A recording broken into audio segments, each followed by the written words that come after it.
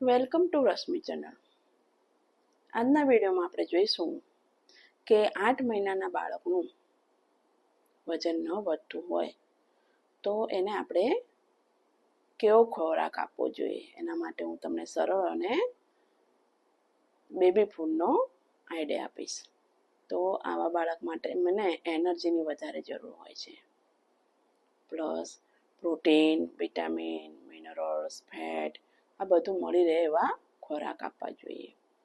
માતાનું દૂધ તો આપવાનું જ છે, સાથે સાથે બાળકને ન્યુટ્રિશનલ મળી રહે એવો ખોરાક આપવો જોઈએ. તો સૌથી પહેલાં તમે કેળા અને ઘી, એક નાનું કેળું લઈ અને એમાં સહેજ અડધી ચમચી ઘી નાખી અને મેશ કરીને તમે બાળકને ખવડાવી શકો છો. ઘી અને કેળા ખવડાવથી કેળાની અંદર વધારે પ્રમાણમાં કેલ્શિયમ અને કેલરી આવેલી છે અને ઘીમાં ફેટ આવેલું છે, તો તેનાથી બાળકને વજન વધવામાં મદદરૂપ થાય છે.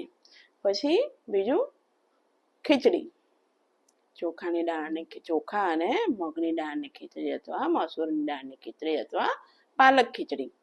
તો એને ખીચડી એકદમ ઢીલી કરીને એની અંદર અડધી ચમચી ઘી નાખીને તમે બાળકને ખવડાવી શકો છો. પછી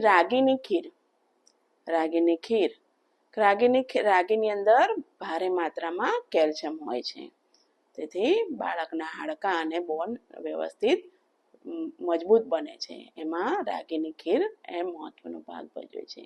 રાગીની ખીર પાણીમાં બનાવીને તમે બાળકને પીવડાવી શકો છો.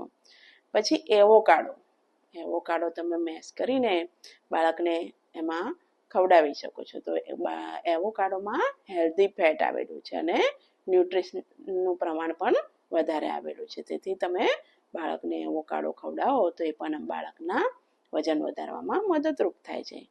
પછી બટાકા, આલુ અથવા સ્વીટ પોટેટો એ સ્ટીમ બોઇલ કરીને મેશ કરીને એમાં બાળકને ખવડાવી શકો છો. એમાં પણ હેલ્ધી કાર્બોહાઈડ્રેટ આવેલું હોય છે, હેવી કાર્બોહાઈડ્રેટ આવે છે, તેનાથી પણ બાળકનું વજન વધે છે. પછી પનીરની અંદર પ્રોટીન આવેલું હોય છે, પણ ઘરે બનાવેલું પનીર ખવડાવવું જોઈએ. એમાં પ્રોટીન આવે છે, જેથી કરીને બાળકના શરીરમાં વૃદ્ધિ વધારે થાય છે. પછી સિંગદાણામાં પણ પ્રોટીન આવેલું હોય છે અને બાળકને પાચન કરવામાં મદદ કરે છે અને વજન વધારવામાં પણ મદદ કરે છે. પણ ખાસ ધ્યાન રાખવાનું કે આ બધો ખોરાક બાળકને એક સાથે વધારે માત્રામાં ખવડાવવો જોઈએ નહીં. 3-4 કલાકે થોડી માત્રામાં બાળકને ખવડાવવું જોઈએ. ખાસ બાળકને ગાયનું દૂધ અને મધ ખવડાવવું જોઈએ નહીં.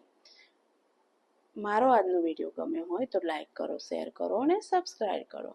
તમારે બાળકના ફૂડની રેસીપી જાણવી હોય તો કોમેન્ટમાં લખી શકો છો. Thank you.